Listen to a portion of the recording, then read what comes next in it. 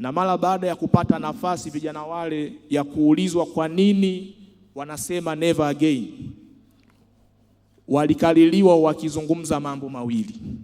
Moja, wakasema sisi vijana wa Dodoma hatuko tayari kushuhudia nchi yetu inavurugwa kwa makusudi ama bahati mbaya katika misingi ya amani, umoja na mshikamano.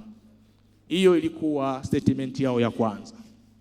Lakini jambo la pili, walimwambia Mheshimiwa Rais, never again tunamaanisha kwamba hatuko tayari hata kushuhudia mtu yoyote mwenye nguvu, aliyekuwa mnyonge, mwenye akili timamu, aliyekuwa ana ukosefu wa akili, aliyekusudia ama anayeenda kuvunja misingi ya amani, umoja na mshikamano wa taifa letu. Kwa statement hizo mbili, viongozi vijana wenzetu wa Dodoma, moja, walibeba dhamana ya kuwa mabalozi wa amani, umoja na mshikamano.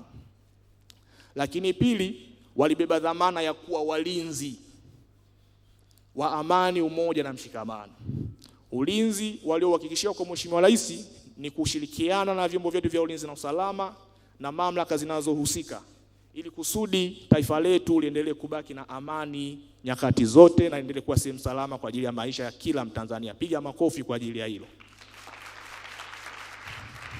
Mwishoni tukaazimia, iwe jua iwe mvua, ujumbe huu lazima ufike kwa vijana wa mkoa wa Dar es Salaam katika sehemu ya vyuo na vyuo vikuu. Piga makofi kwa ajili ya hilo.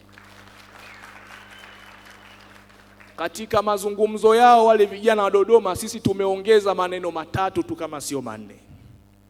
Tumesema tuipende, tuitunze na tuilinde nchi yetu.